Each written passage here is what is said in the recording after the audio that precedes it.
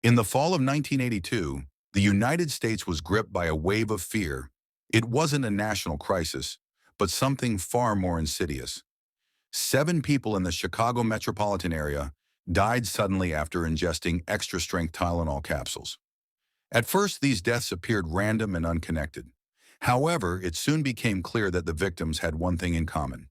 They all consumed Tylenol capsules containing a deadly dose of potassium cyanide.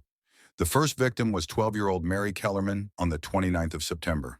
Within the next few days, 6 other people were found to have died in a similar way. The realization that Tylenol, a widely trusted over-the-counter pain reliever, had been deliberately tampered with sent shock waves across the country. The deaths weren't a tragic accident. They were the result of calculated, deliberate criminal activity. This wasn't just a random act of violence. It was something far more sinister. The subsequent investigation revealed that the capsules had been laced with cyanide after they had been manufactured. This meant someone had meticulously removed the capsules from store shelves, tampered with them, and then returned them, placing countless lives at risk.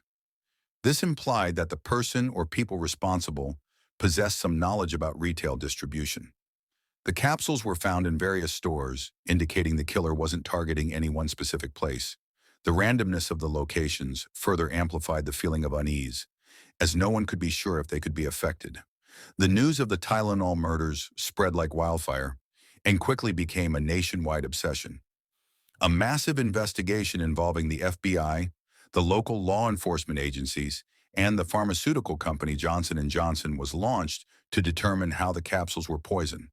There was an immediate recall of all Tylenol products, and the company, facing a crisis of unprecedented proportions, was forced to take extreme measures.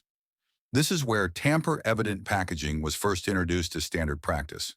This would change the course of pharmaceutical safety moving forward, and the fear of this type of attack would go on to influence food and other consumables. Despite a huge effort, the investigators found themselves facing numerous dead ends. There was no clear motive, and there were no direct links between the victims and potential suspects.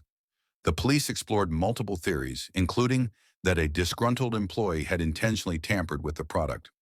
Another theory was that someone had chosen to make an example of Tylenol to send a message or to make profit from the stocks falling. There was also the very frightening potential of someone doing this for the thrill of it. The investigation lasted years, and it led to a number of dead-end leads. One of the main suspects was James William Lewis, who had sent a letter to Johnson & Johnson demanding $1 million to stop the killings, but despite this demand, he could not be connected to the killings themselves.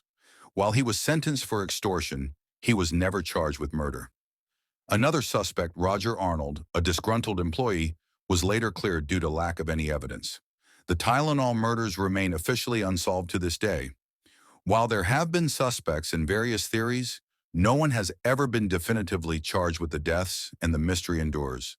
The crime was highly effective in creating fear, and the way that it was done indicates that the perpetrator was well aware of the impact it would have. The impact of the Tylenol murders extended far beyond the 7 victims and their families. It created a widespread fear of product tampering, forcing manufacturers to implement new safety measures that have become standard practice. This event forever altered the way people shop and the trust they place in over-the-counter medications. The Tylenol murders were a pivotal moment in crime history, and they demonstrate that everyday items can be easily exploited. The case stands as an example of how a few poison capsules can cause a country to be brought to its knees with fear. The unsolved Tylenol case serves as an important reminder of the fragility of life and the insidious nature of human evil. This case demonstrates that even the most ordinary parts of life can be turned into a weapon. The case of the Tylenol murders will continue to be studied and discussed, and the desire for answers continues, as people hope that one day they may find out who was behind these horrific crimes. The victims of this crime deserve to be remembered, and their story deserves to be told.